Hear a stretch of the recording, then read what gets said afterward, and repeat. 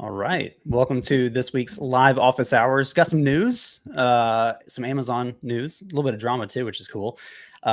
Amazon's earnings calls tomorrow. So if you invest in Amazon, which I feel a lot of sellers probably should, uh, that's taking place tomorrow. And I think it's worth taking a look at. Another thing, I'm gonna share my screen here, is a little bit of issues with old Amazon. Let me pull this up for us here. So Amazon, unfortunately, is being held responsible for a lot of recalls. So just got ruled legally responsible for recalling over 400,000 hazardous products, including faulty carbon monoxide detectors, hair dryers, and children's pajamas sold by third-party sellers on its platform. This decision holds Amazon accountable as a distributor under federal safety laws, requiring the company to develop a system to notify customers and provide refunds or replacements for the recalled items. Here's what I think that means. And this is just me hypothesizing, right? Because back when I was a seller, I sold like infant toys and stuff like that. And they were very strict, like could not list without a CDC form that I had from the brand. I think they will become more stringent on a lot of these categories. I think they will want to continue to protect themselves, especially if they're being held liable. They're not really doing quality assurance on your products, right? They're receiving, making sure it's up to their standards in terms of packaging. That's pretty much it. And the obvious things that they know they need on certain brands or types of products, they will grab from you. But I think this will make it a little bit more difficult. I mean, this is kind of a wide range, right? Carbon monoxide detectors, hair dryers, children's pajamas, and this is just a few of the ones mentioned, right? So it's very likely that things become a little bit more stringent in terms of what they ask of you, what they require of you. This is by third-party sellers, but at the same time, this could still be 1P. It's not very clear when news outlets say third-party. They don't always use it the way we use it. We know there's a difference between third party, 3P and 1P, who happens to sell on Amazon. So it's very likely that a lot of these are actual brands that are having issues. So, part of my hypothesis here is one, this could affect actual third party sellers in certain categories and product lines, as well as brands that happen to be getting wrapped up into this ordeal. So you might see some brands getting taken off Amazon if they can't get their act together. It's also putting a lot of strain on Amazon's operations in terms of having to notify these people once things have come to light, but also like, how are they coming to light? This is a big deal. Additionally, I didn't cover this yet. There's a recall of 7 million pounds of Boar's Head deli meat products due to a listeria outbreak, which has been linked to 2 deaths and 33 hospitalizations. I don't buy meat on Amazon. That's just me. I've definitely done Amazon Fresh, certainly, but that was mainly through, obviously, Whole Foods. But yeah, it's just kind of an interesting time right now. That's for sure. So a little bit of news for everyone. Yeah, and I think, like you said, we can assume them to have more safety measures in place, whether it's information you have to provide, certifications you have to provide as a third-party seller in those specific categories that were affected. And like you said, I mean, I'm sure there will be a handful of brands that will be removed and probably not allowed to sell on Amazon following this. Yeah. And then I had heard about the boar's meat recall. If anyone eats boar's meat out there, I think the date range was like August 10th to August 15th for expiration dates. So keep an eye out for that. But other than that, yeah, it's always juicy drama in the Amazon space. It's always interesting to keep up with it for sure. I think I have some deli meat in my fridge right now that I have to go throw away. So that's fun. Yeah. Big Boar's Head family here. Thanks to Publix. So fun times. Okay. So let's see, Maria, could you please let us know how the strategy works? I'm new. Maria, can you let me know specifically what types of strategies? Because the way we have it split out, you kind of have 2 categories of strategies. You have rule-based, which you're kind of deciding what those settings are. So you're kind of telling us how it should work. And then you have Maven, which is our AI model. That's more like I can explain exactly how that works for you. Because with rule-based, you have anywhere from 15 to 30 settings, no matter what company you go with. Whereas with Maven, you have 1. We just ask, how do you want to set your minimum values, right? So we can do ROI, profit margin. You can do it manually as well. And then we kind of handle everything else for you ourselves. But in the comments, just give me a little bit more detail there in terms of what you're looking for. I want to make sure I give you really good, accurate advice here. Yeah, and specifically on the rules-based side there, Maria, kind of the easy high-level way to explain it is once you're in the strategy builder, there's going to be a handful of tabs, but the first tab is going to be competition. That's going to be who Aura is repricing against for you. That next tab is going to be pursuit, and that's going to be how Aura is repricing against that competition for you.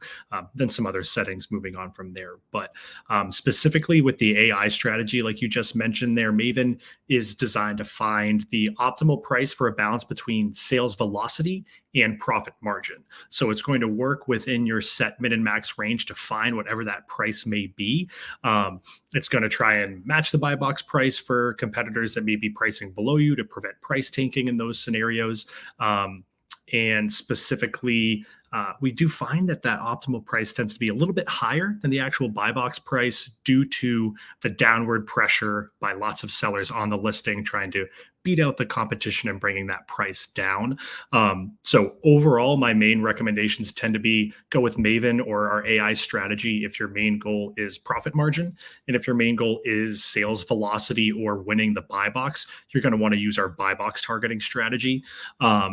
And Maven does take a little bit of time to learn on each specific listing it's assigned to, anywhere from a few hours to a couple days, just depending on the activity on that listing. So if there's a lot of sellers on a listing with a lot of price updates, that's probably going to be one Maven's going to learn a little bit more quickly on. If maybe you're one of a handful of sellers and there's not much activity, it might take a little bit longer for Maven to get up to speed there. Yeah, and the way you want to think about this,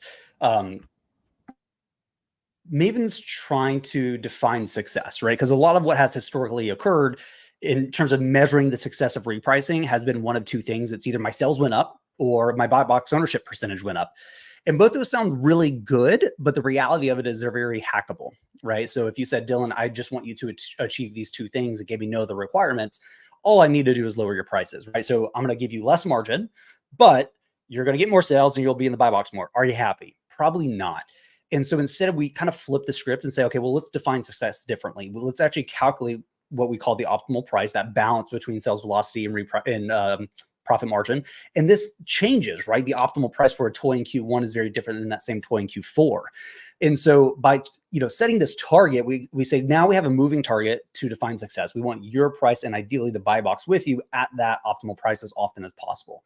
So we know where we want to go, but what's true now? And this is where what Casey is saying, like taking a little bit of time to kind of learn.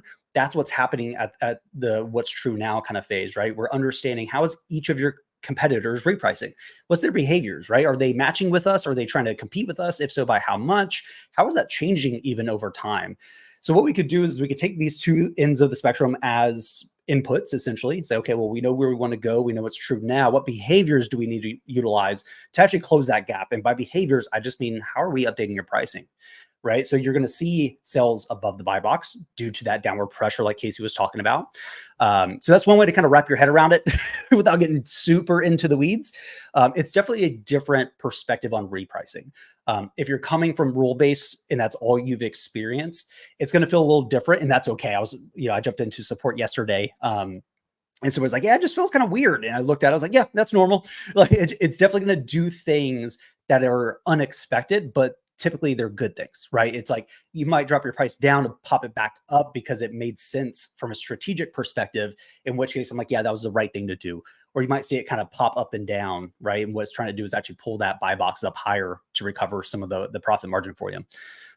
So you might look at a listing and be like, oh, well, why did it go to 35 when the next lowest is 32? I'm not in the buy box. Yes, that's correct. But if you watch it, you'll see it's actually going down to grab the buy box and popping it back up multiple times. And oftentimes you'll see sales at that 35.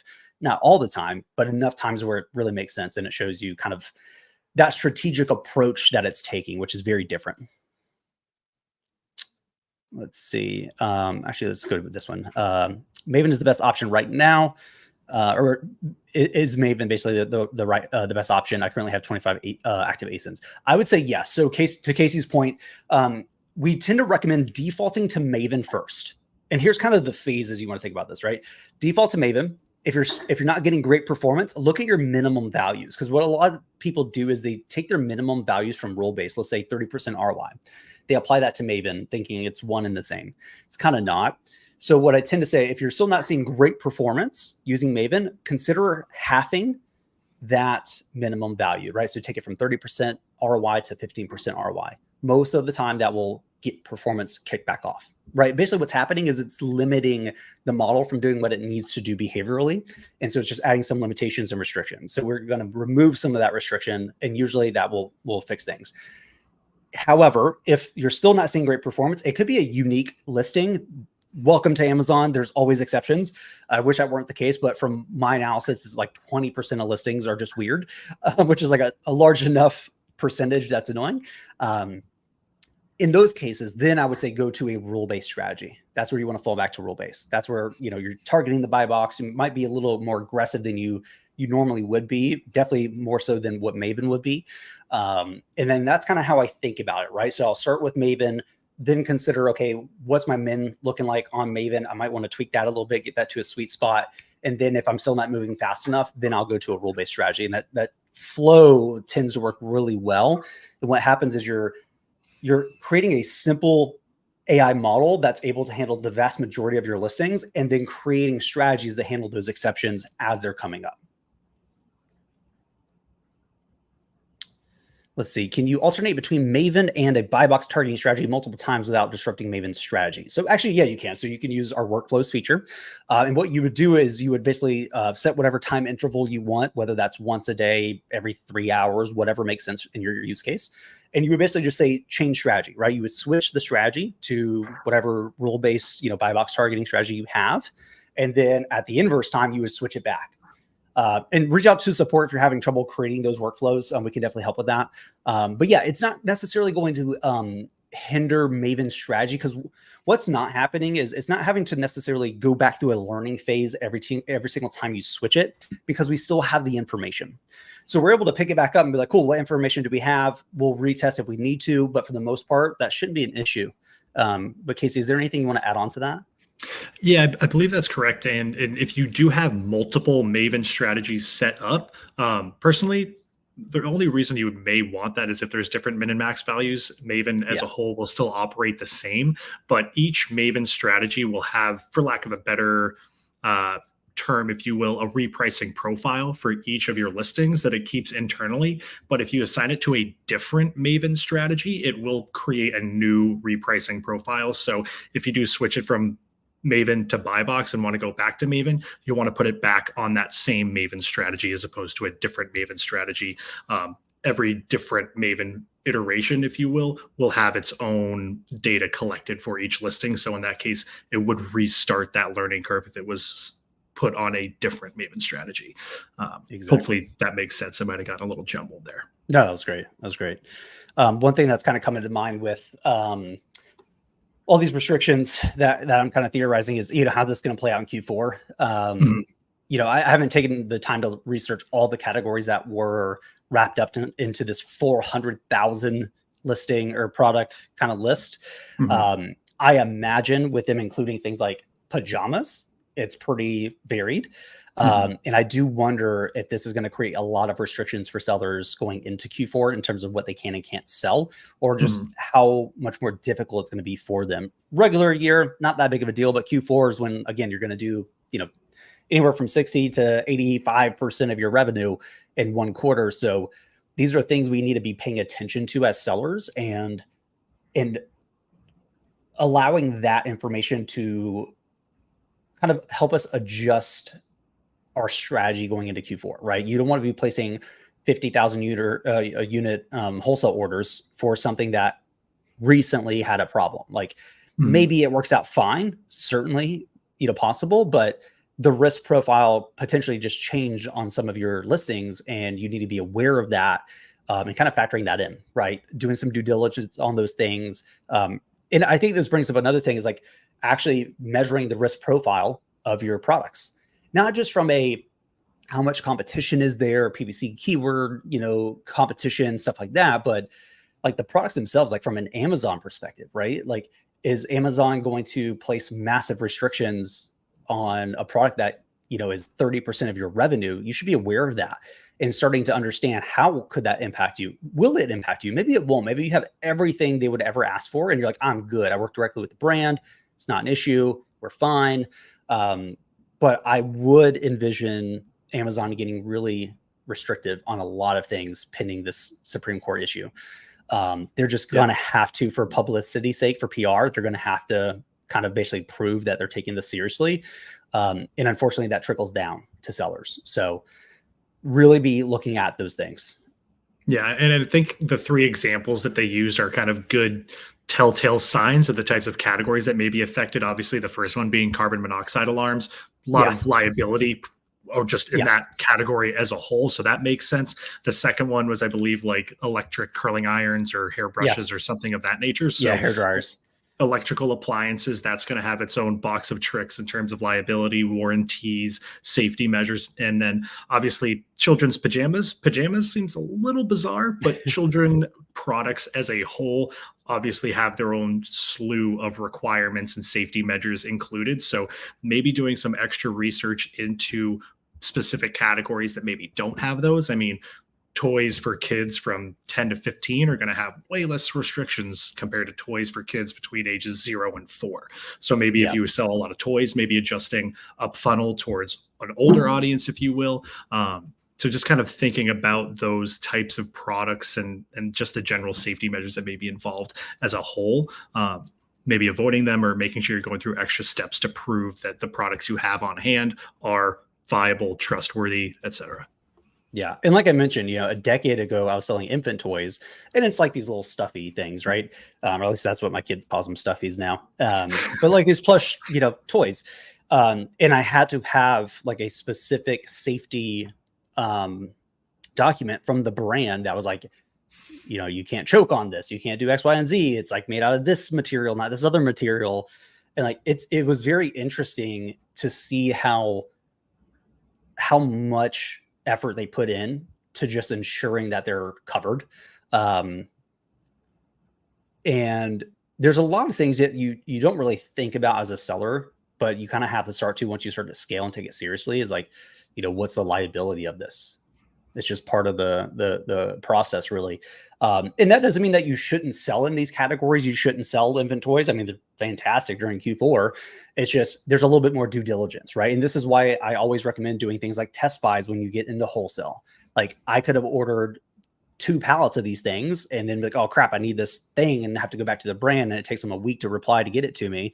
And I'm just sitting there with it at my prep center, which is like frustrating. So, I ordered 50 of them, and it's not that big of a deal, right? I was able to get it sorted out. By the time they get, they're getting shipped into Amazon. Like, by the time they get like to prep, it's my document's been approved, all the good stuff. And like, I'm like, cool, just go ahead and ship it, no delays.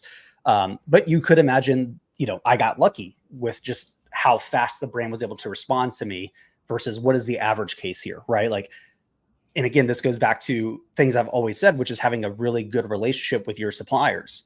Because if you don't have that and you're asking for all this stuff, you're just adding a bunch of tasks onto them, and they're like, whatever, you're not that big of a priority for us. But when I know that person by first name, we talk all the time. I'm like, hey, real quick, could you send this over? Like, Amazon's requiring it, super annoying. Let me know whatever you need on my end. Like, just kind of working with them just smooths out the whole process, which is so, so important. But again, that's not always the case, and you can't always control that. You can have a great relationship in that brand. I mean, I worked with younger brands, and like I worked with as a guitar humidifier brand, awesome brand. And the guy ran it out of his garage, and I would hit him up on certain things like, dude, I don't even know what that is. I'm like, awesome, let's figure it out together, because neither do I, but Amazon needs it and I can't sell your products. So sometimes that's the case, right? And actually, some of those are my favorite brands. I don't love these like massive, well-known brands. I think for RAOA, stuff like that, it's totally fine. But for wholesale, I really like the smaller brands. They're like, 5 years to a decade old, small team, just not a lot of like penetration into the market necessarily. But they have a great product, great reviews, and they just need somebody on these platforms to kind of take the lead on growth and to help them navigate that, and to run PPC ads, to do listing optimization, make sure the brand's in a really good spot. And they can do incredibly well. And you get 10 of those, you're in a really good spot. And they love you for it, because you're doing so much work for free and you're helping their brand stand out on one of the biggest platforms for e-commerce, and they're not having to do any of it. That's pretty good. And they're not even paying you for it. Like, you're literally paying them.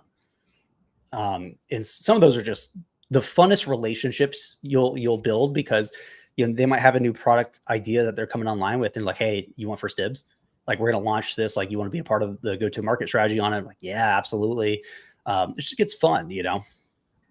I think there's always two truths in business. People love working with people who make them money and people who are easy to work with. So Yes, two exactly. big check boxes to always go for. Absolutely. Exactly. See, Maria, you mentioned that the ideal ROI to set up on Maven strategy is 30% to 50%, but there is an option for the maximum ROI that says, let Aura AI calculate the optimal price, maximum price for you. Should I use that for? Yes. And just for context, it's less that the 30 to 50% is the optimal or ideal. It's really, that's what I tend to see. That's just the average. That's kind of normal. I would actually recommend looking in the 10 to 15% minimum ROI range. I think that's a sweeter spot for most sellers based on their buy cost in the buy box. That's probably a better place to be at. In terms of your maxes, yes. So here's what's interesting, right? And I've said this for a decade. Min prices have everything to do with you and your buy costs. Max prices have nothing to do with you whatsoever, because it's what's realistic, right? What are people actually willing to pay? And when we first got started, we had people jump in and set their manual max prices to $1,000. I'm like, well, why are you doing that? The buy box is at $25. Like, well, if somebody wants to pay me more, I want them to. I'm like, yeah, but nobody's paying you $300 for a $25 buy box. Like, it's just not happening. And after testing over years, I realized, oh, actually having a really high max price actually lowers performance. I tested this many a times. So what's interesting is there's no right way to do it. And so what happens is, especially if you're manually setting this, you either set it too high, which again limits performance, or you set it too low, which limits your potential upside, your potential high profit margin. Now, what I used to recommend, because I hate setting things manually, and I think most people do, is I would say, hey, automatically set both. But again, I just said that the max price has nothing to do with you. So why would you set your max prices based on based on your cost in any way, shape, or form? Profit margin, ROI, whatever. You actually shouldn't, because it varies so much. And so what we did with Maven is we said, well, what if there's a better way to still get the upside, that increase of performance with a max value, but have it so that it can fluctuate itself, right? So it's not set too high or too low. And that's where we, created this auto max kind of concept, right? This dynamic max, because now we're able to say, okay, well, let's say the buy box got suppressed at $35. Should we factor that into our max values? Yeah, of course we should, because we know you're going to get suppressed. Now, what happens when, let's say it was just, we saw that it was suppressed at 35, and now it's 3 weeks later and somebody's in the buy box at 37. Should you still have a max price at 35? Of course not. Something just changed. That should go up now. Just like your optimal price for a toy in Q1 is very different than that same toy in Q4, so should your max values be, right? You might have more competition, less competition. The demand might change, right? If you have a huge increase in demand, but not a huge increase in supply, well, based on basic economics, we should be able to charge more. So you should. So yes, the way I recommend mins and maxes as a whole, we have a whole blog post. If you go to goaura.com/blog and just search for min max, I wrote a whole blog post basically breaking down the pros and cons of manually setting either, how to properly automatically set both the mins and the maxes. But basically what I recommend here is you use an ROI or profit margin. I'm an ROI guy. Profit margin works just the same if that's how your business is kind of operating. And you use that to automatically set your min values. Why? Well, your costs will change, not always, but sometimes. And number two, the fees can change, right? And so you want to be able to have this thing that's a variable, meaning the variables inside of this, this calculation, this equation, as those are changing, so is the output, right? If your fees went up, I don't know, $2 for whatever reason, shouldn't your min value also do that? Of course it should. So that's super important. And also, like, reduced profit ranges is a big deal, right? And so if you're manually setting these, you could set it right smack dab in the middle of a reduced profit range, and you think you're doing good, but actually you just, increase your referral fees for whatever reason.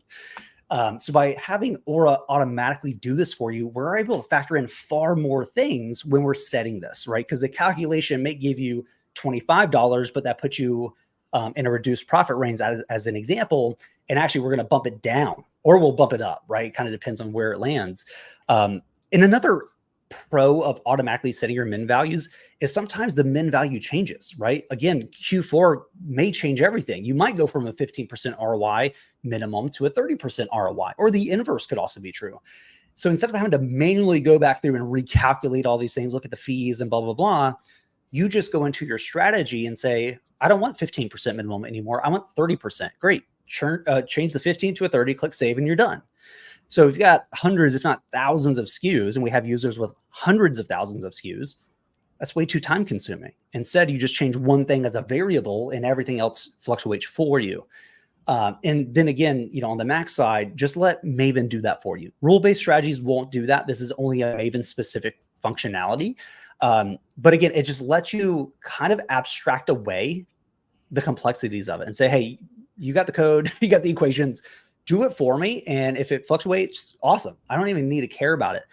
I want to remove the amount of things that you have to consider and make decisions on and give you better performance. Because if we can do that, then your life just gets easier, right? That's the whole thing here, is like technical leverage, right?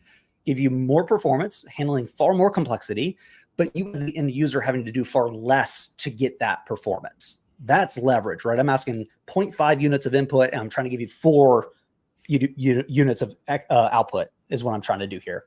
So that's a good way to kind of think about your mins, maxes, and how to do that within rule-based versus Maven and AI. Great question, though. Love that one. Yeah.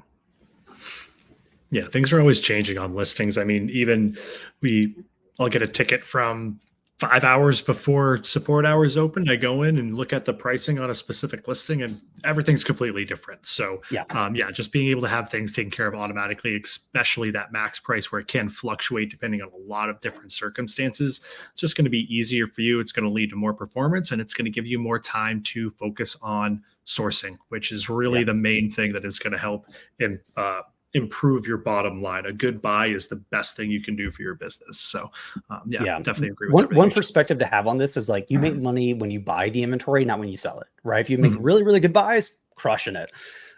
If you make a bad buy and you're trying to really sell it, you're going to struggle. Like, you just don't have the profit margin for it. And I handled 2 support tickets yesterday, actually, with somebody who's like, man, I'm 2 cents below the buy box, but Amazon's not rotating it. And so I went in and ran a bunch of tests. I'm like, oh, you actually need to be 50 cents below that seller because they have, 500 reviews and you have 10. They're prioritizing them for whatever. I can only theorize why they're prioritizing it. Could be, inventory levels as well. But I ran that test. I was like, all right, cool. For this particular one, you have to be 50 cents below them. And now they're using rule-based strategies, so we can manually go in and just change that. But Maven would be able to do that for you, which is kind of a nice thing, right? You don't have to go in and manually test, okay, is it 50 cents, 25 cents, all that stuff. Like, that's not fun. And the way I approach it is I will lower it by 25 cents. So it could actually be at 11 cents. And I went to 25 for speed, right? Because I just need to figure it out and get a solution out there. So it's not going to be hyper accurate, but it's going to get us, 60, 70% of the way there and figure it out. So that's another upside of using Maven, right? A lot of these little scenarios, these oddities that pop up, which they always do, Maven can kind of just handle those things, because we know that it's like having an emergency fund, right?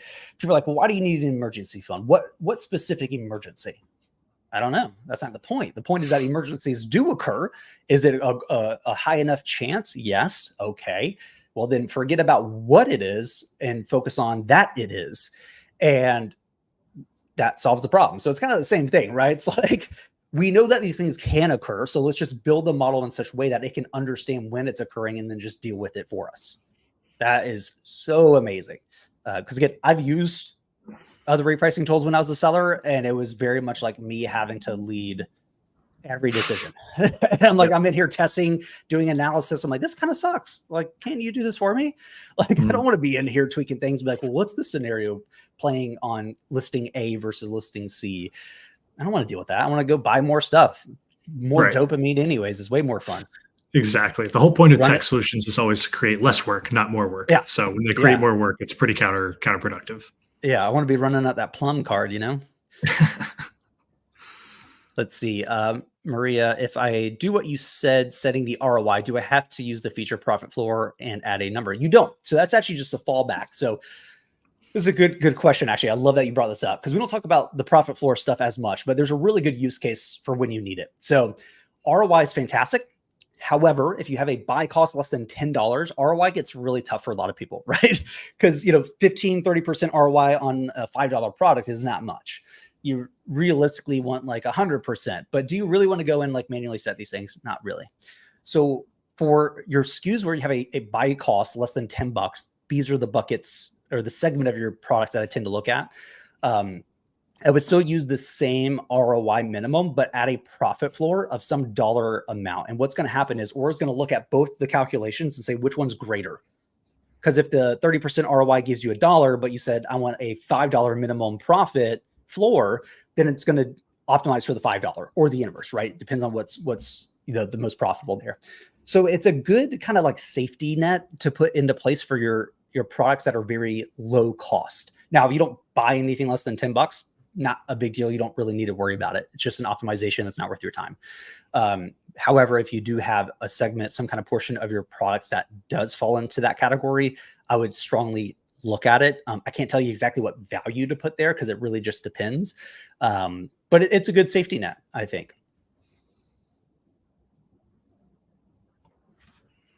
Let's see, Nav. How do I set a workflow to change between Maven and buy box strategy every hour? I don't see an option for on workflow to switch. Okay, yeah. So let's we're gonna do this live actually. No. Let me pull up an account. And right now we don't have the ability to make multiple strategy switches in one workflow. So you'd have to have two workflows set up, one for the initial switch and then one for the switch back. But yeah, and we'll build both of these here live with you. So here's what we're gonna do. We're going to add workflow. We'll choose event. We're going to use schedule because we want to do this at some point. Let's say we're going to do the way I would do this instead of doing this every hour because you want that switch to occur. I would probably do this every 3 hours. We're going to do it every single day of the week. And then we're going to choose the actual workflow here. And we're going to do set strategy. So I said switch. It's actually called set strategy. And then I want to take it to Maven as an example. We'll do Maven default here for our example here. And then I would just name this, I'd probably do like to Maven. So there's option number 1. And then the second one, I would do something very similar. I would do schedule. I would do daily. Trying to think here because we're going to do this on the hour. So actually every 3 hours. Yeah, it's going to do it on the hour. So let me think here. You might want to do, or no, I was going to say maybe one every 3 hours and the other every 6, but I don't think that would be. Yeah, right. No. Hold on. Let me think about this real quick. We're doing this back and forth. We're going to do something different.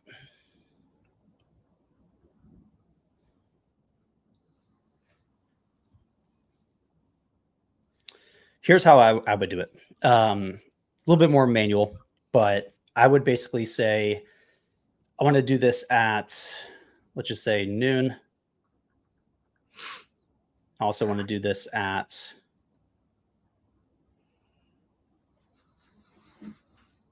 let's say we're going to do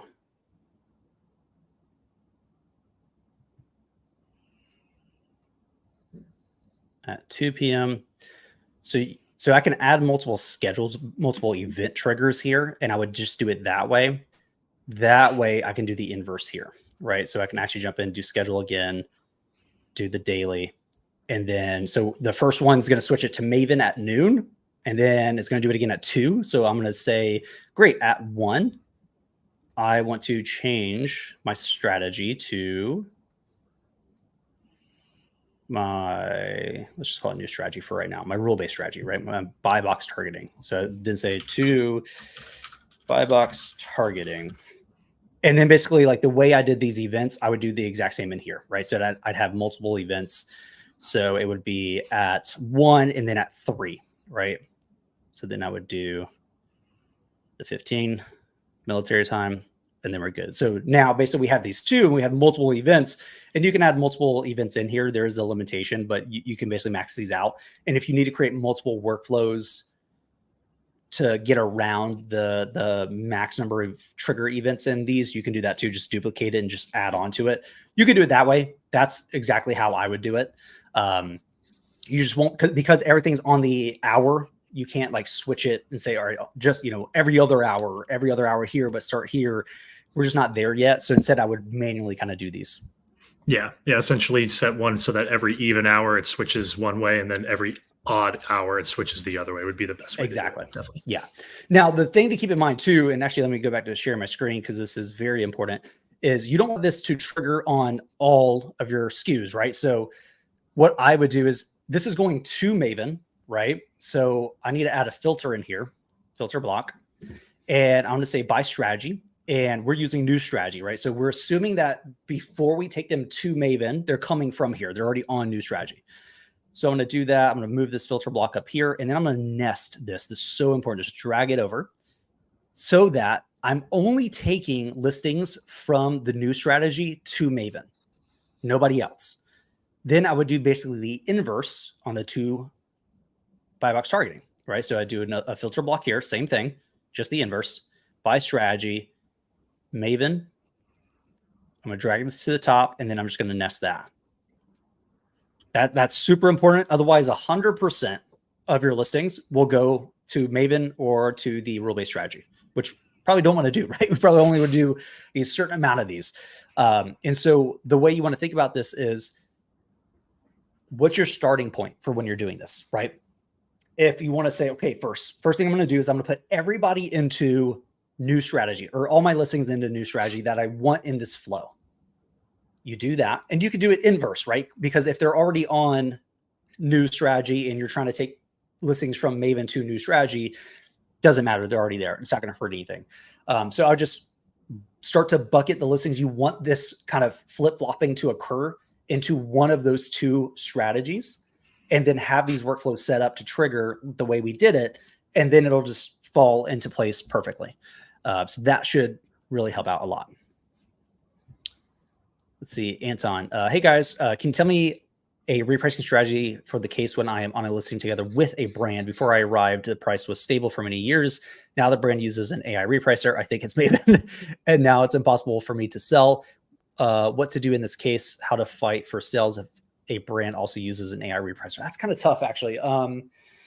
It's tough, and I've dealt with this myself as a seller. It is tough because in some cases, I'm gonna give you a lot of potential scenarios that you may find yourself in. In some cases, you have a minimum advertising price agreement. You have a MAP agreement. Could be $25. Well, guess what? They don't have a MAP agreement. I have had a great relationship with a brand who decided they were going to break the MAP policy. Now, granted, again, they didn't agree to it, only I did. And so I had to have a frank conversation and say, hey, listen, love working with you guys. But the reality is, if you're owning the buy box 10 cents beneath my minimum advertising price, I sell nothing. So all my orders gone overnight. So either we can work together, and I'm happy to do that. We can share the buy box, not a problem. Or I'm breaking MAP. And because the relationship's already done, right? Like if I can't purchase from you, then the relationship is mute. I unfortunately had to break MAP because they were like, we can do whatever we want. I said, fantastic. You're not going to sue me over MAP, so go for it. I'm just never going to place any orders from you, and I'm going to liquidate. And that's exactly what I did. I think they're still mad at me to this day. It's just, don't do that to your distributors. So I say that because if that's the case, then you're going to have a lot of struggle if they are willing to go beneath that MAP value that you have agreed upon. And also, if you have a healthy working relationship and you're competing with them, that's a weird scenario to be in because we're on the same side, but now competing for the same slice of pie. So to me, I want to kind of get a little bit more meta with you. I think it's less of a, how do I reprice this? And I think it's more of a relationship question. I think you need to have a conversation with them. If you don't already have a great relationship, start to deepen that and just take the L for a short period of time to get into a good position here for leverage. And you need to start to basically work with them to find a solution that works for the both of you. And the way brands reprice in a lot of cases is very different than how third-party resellers reprice. you have repricing tools that focus exclusively on brands. So they're not even factoring in other sellers on a listing. They're looking at other complementary brands and products and saying, great, in the landscape of my product line, where do I fit? Some will do that. Some will also go pure elasticity, right? They'll say, great, if I lower down here, sales move really fast. My margin is not optimal. If I go way up here, they basically do basic supply and demand curves. And then that just fluctuates a little bit. So it is possible that they're repricing, not even considering you. That's definitely an option. Without looking directly at the listing itself, it's hard to exactly say what's happening, because is it just you and the brand on the listing? That's a very different conversation than it's you plus the brand plus 10 other resellers. Very different conversation. Assuming it's just you two, reach out, build that relationship, find a solution that works for the both of you, and just let them know, hey, listen, love working with you guys. I want to be placing larger orders. What's your long-term strategy for Amazon as a platform? Are you wanting to own that internally? Because if that's the case, then that relationship will go away. If they're actively working towards owning the platform, you have no say in it. They just won't sell to you. If that's not the case, and like, no, we're just trying to maximize everything, make sure, we can, keep things moving. Awesome. Totally makes sense. Let's find a way to work together. That way, I want to keep working with you guys as well. I think it's a great relationship, great product line, great brand. I want to stay behind it. Can we work on a solution that allows us to compete in a healthier way? Because it feels kind of weird that we have a great relationship, but we're actually competing. And I really don't like doing that with my brands. I actually like to say, hey, let's think of a strategy here that I really understand what you're trying to achieve on the platform. Like, factor me out. What do you want out of this? And then what do I want? And then let's find that overlap, that Venn diagram. And then let's work really closely together to ensure that we're achieving our shared goals here. That kind of conversation, total different ballgame. So I think this is not really, again, a repricing conversation. I think it's more of a relationship management conversation and strategy. That's where I would take that. Great question, though. I've dealt with it myself. It's sometimes super easy. I've worked with brands where they're like, yeah, we have our seller account. We sell on there, but we don't reprice. We don't compete. We just have it there so that there's never a lack of supply on our end. We want to make sure our listings are never out of stock. And I'm like, totally makes sense. It's a fail safe for you. It's a risk thing. Totally makes sense. I can look at their history and be like, cool, you've never changed it from 32. And they might even say, hey, listen, MAP is 25. We'll never go below 30. Awesome. Love hearing that. Because basically with wholesale, if you have MAP, from my experience, you're basically selling at MAP. It's what's going to happen. So that's kind of fun. And you can kind of tell usually the keep it charts are pretty stagnant. You might have some blips up every now and then, but it's very rare. Especially if there's multiple sellers working directly with the brand, you're basically selling at MAP and just sharing the pie. In which case now you want to start looking at PPC ads, because that's how you can boost velocity just a little bit, depending on how big the profit margin is in terms of dollars. Great question. I like this topic. This is a fun topic. Yeah. Yeah, it's a very interesting scenario, but definitely comes up for a handful of folks, especially people working directly with brands, and then the brand's going to change their own behavior. They're always going to watch out for themselves, not necessarily you, unfortunately. So that's where those tougher conversations have to come into play. And I think this is also why it is tougher working with distributors where you have an active brand, because if you're buying from a distributor and the brand jumps on, you don't have a relationship with the brand. You have a relationship with the distributor who has a relationship with the brand. Brand doesn't care about you. They don't know you. How could they care about you? And that's not to say that there's anything wrong with distributors, not at all. But you do strategically want to think through what are the potential pitfalls, right? And again, there are scenarios where the brand is on it. You don't have a relationship with the brand, but you're buying from a distributor. How do you navigate that? That's a whole different ballgame. And so you really need to, especially when you get into wholesale, a lot of wholesale is relationships and strategy. The analysis part, the PO purchasing part, that's the easy stuff, right? That's just doing the work. The hard part about wholesale, in my opinion, is the relationship building. So opening the accounts, making sure you have I call it a relationship moat, meaning that I could give you all my distributors, all my brands, and it wouldn't matter because they have loyalty to me just like I have loyalty to them. You can reach out, call them all day long. They're going to tell you I work with Dylan, or at least, when I was a seller, right? That's important. And also, again, that strategy aspect, understanding what's the risk profile here. How could this go south? And I wrote a blog post about this, but the thing that really changed for me in terms of making wholesale work, I stopped looking for reasons to buy inventory, and I started looking for reasons not to buy it. I started looking for the red flags, which we're very much blind against, right? We're very biased, like, oh no, this looks great. Don't do that to yourself. Look for reasons not to buy, because if you can't find any, you should probably check it out, right?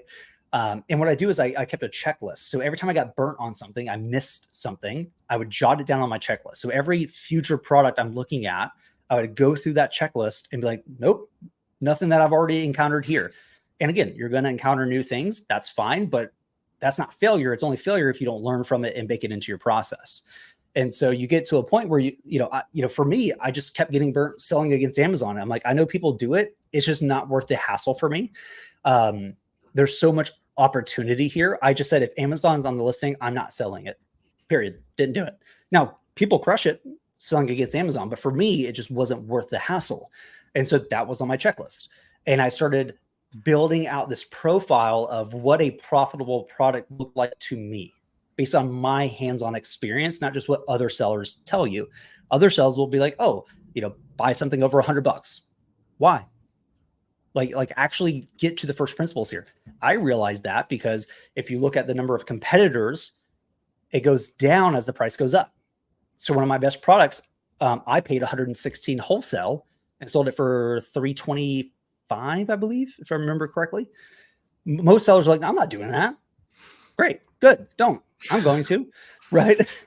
And if you look at products with less than $25 buy box, look at the number of competitors. It goes up.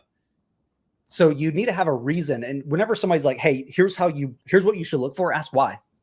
Why does that matter? What about that is good or bad? Because if you don't understand it, you're just flying blind. If I handed you my checklist, yeah, you're going to do okay, but you're not understanding how do you build upon it? How do you tweak it? Because just like the way we built Maven, things will change, right? Just because just because I didn't want to compete against Amazon because of what I experienced does not mean that I would never, because how they compete could fundamentally change. And all of a sudden that checklist needs to go away, or that item on the checklist can be removed. And so it should be this living, evolving thing that you're able to kind of react to your experiences with. So important. I'm not sure how I got on this topic, but I like this topic. It's a good one. Let's see, Nav, a good question here. If you do a filter block by SKU, can you add multiple SKUs into that same filter and separate SKUs by commas or spaces? Not right now. The way it works is it's actually looking at what's contained in it. So good example here, if you have a syntax for how you name your SKUs, let's say you always put the supplier, and let's just call it Walmart for a moment. You could say Walmart, and it will say, great, every SKU that contains Walmart will be factored into this filter. We don't have a comma separation in there yet, but I like segmenting by strategies more so than anything in the SKU personally. Again, mainly because it allows you to get a larger segment of your inventory. Strategies are really good, not just for like difference in performance or functionality, but also as grouping, right? I will actually have like 3 strategies that perform the exact same, but they're named differently because I want to create these buckets for inventory. That's a good way to do it. Actually, it's a good hack. Now limiting based on SKU, you kind of have 2 use cases. It's either one off or a few SKUs like you mentioned, or the way you name your strategies, you include or encode certain things. That's totally fine too. Maybe you want to do certain things with Walmart versus Target bought inventory. That makes a lot of sense. That's kind of how I think about using the filter block. But being able to move from group A to group B, that kind of thing right there, I think super useful. Yeah, and I agree. Working on a strategy level is a little bit easier to manage as opposed to the Yeah. specific SKU level, unless you are tagging SKUs. Like you said, if you get a bunch of inventory from Walmart, for example, that would be really the exception. Otherwise, maybe do a little bit more manual work up front of assigning those strategies well, and then being able to toggle back and forth on a strategy level. Yeah. Jonathan, love you jumping in here, man. We got to catch up soon. Geek out. So my stepson turned 8 yesterday. So we had a little birthday party. My stepdad came. Nice. And we really geek out on tech a lot. So the whole time we're just chatting about AI and different stuff. And it was fun, man. A lot of cool stuff coming online. Yeah. Actually just got a notification from an AI that I've been testing around called Dot. It just prompted me for something, which is kind of cool. But yeah, I a saw lot of cool online. stuff, man. I saw something online. There's a website called, I think it's Kling AI with a K, Kling AI.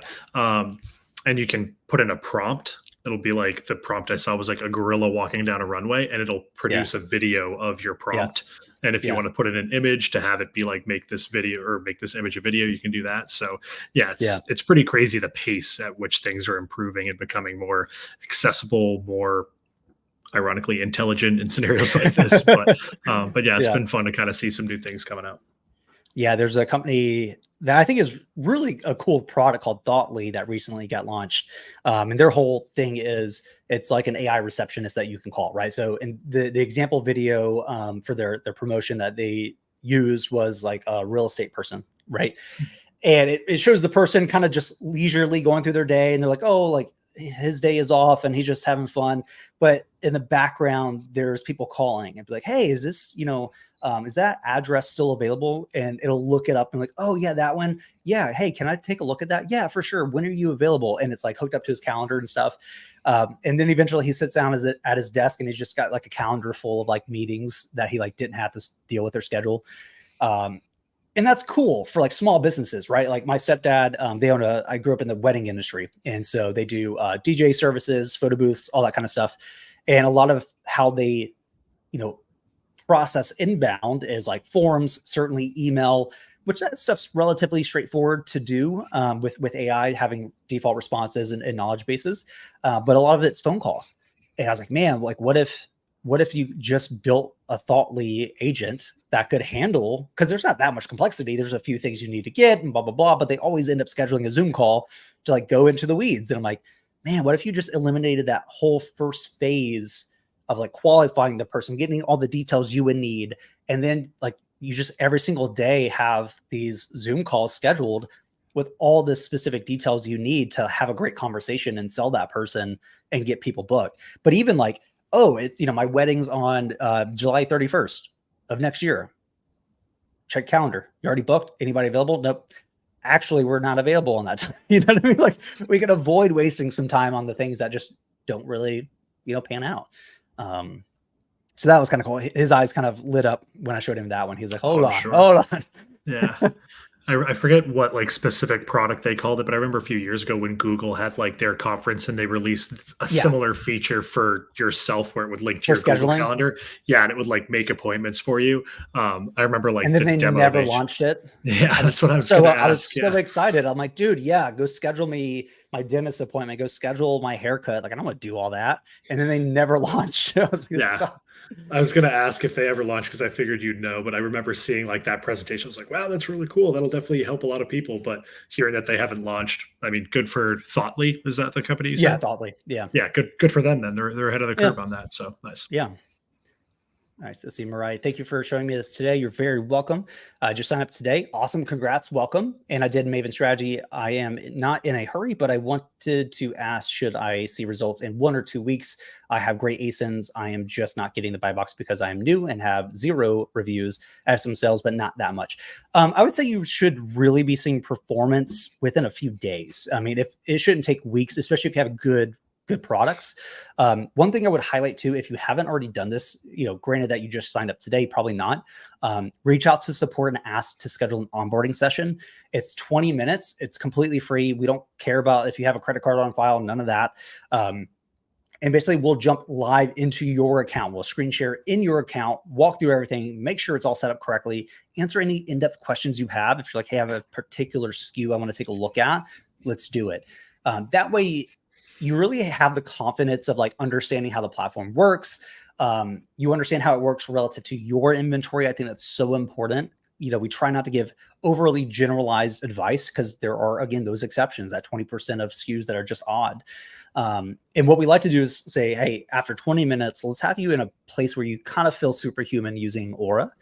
And you know how to make certain decisions yourself. You're not reliant on us, although we're always happy to help. If you're ever in a situation where you're like, something just feels wrong, or I'm not confident in this decision, reach out to support, send us the data. Just ask the questions, because we'll give you that confidence. We'll say, hey, it's actually a bad idea and here's why, or that's a great idea and here's why. I never want you to feel like you have to figure all this out yourself. That's never the case. So we try to give, we have office hours every single week. We're available via live chat all the time. We can do, these personalized one-on-one onboarding sessions. Whatever we need to do to make sure that you're successful with us is what we're willing to do. So please take us up on that. I think it's underutilized, although a lot of people use us for that, which is awesome. We have so many onboardings every single day, but it's very easy to just jump in and try to figure it out yourself. And listen, it's very intuitive. A lot of people, we track this, can be up and running in 10, 15, 20 minutes. But that's not everyone. And especially if you're brand new to repricing, you've never used it and you're still wrapping your head around the concept of it, it can feel a little overwhelming, kind of no matter what, right? There's a lot to understand. And we can definitely provide that knowledge and that confidence for you and help out. So, but appreciate you giving us a try. Yeah. Yeah, I'll definitely kind of echo that, Maria. I'm usually the one running our chat features, so definitely always feel free to come in with a specific SKU or a screenshot of something that may be going on. We're happy to jump in. And Finn has been getting very intelligent with how he's running his calls in terms of making them as productive as possible in a short amount of time. I'm pretty sure he has it down now where the first 15 minutes are set up, and then the last 5 minutes, he's going to give you a couple tips or tricks to make sure that you can kind of perform health checks on your account. So you don't always have to reach out to us, though we are always available. Just a couple filters to check on the listings pages, or maybe checking price updates, making sure that everything's looking well, so you can kind of do some self-maintenance and become self-efficient. It's always great to be self-efficient, but as always, we are here to help throughout all those stages of getting set up, getting up and running, and then optimizing as well. Yeah. Awesome. So we'll give it a few more minutes here for last questions. We'll start to wrap up. And again, live office hours, we do this every week from 2 p.m. to 3 p.m. EST, unless we otherwise notify you we're not doing it. And it's just open format, right? We'll kind of start out with some geeky stuff, maybe some Amazon news like today, and then just dive right into questions. So, whatever questions you have related to repricing, Amazon, Aura product, whatever, we're happy to dive deep into. So we'll give it another minute here. If no questions come through, we'll wrap up. Yeah. I'm curious to see how Walmart starts to get wrapped up into some of these category issues and stuff like that we reviewed at the beginning of the conversation, because, listen, they don't have a bunch of unique product listings or categories, right? It's going to be a lot of overlap. So you can imagine everybody gets hit with the same thing. So it could be like an industry-wide kind of ban or restriction policy. Who knows?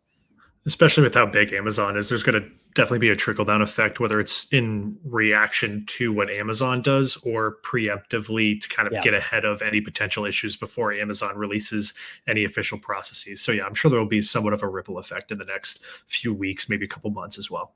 Yeah, 1000%. Awesome. So we're going to wrap up here. Again, appreciate everybody making the time, joining us here. Great conversations, great questions. Appreciate Maria. I can't say Mariah. Maria, Nav, appreciate it. Jonathan, appreciate you jumping in here, man. Good to see you. At least your handle, your name. But join us again next week. Again, every Wednesday from 2 p.m. to 3 p.m. EST. We do this. We're here every single week. Love any feedback you have on the conversations we're having, things of that nature. And again, don't hesitate to schedule an onboarding session. Reach out to support, ask for help. We're always available. And with that, we'll let you get back to the rest of your week. AC, have a good week, left on your end. No, that's all for me. Good chat today, and looking forward to it next week. Have a good week in the meantime, everyone. Awesome. Bye, everyone.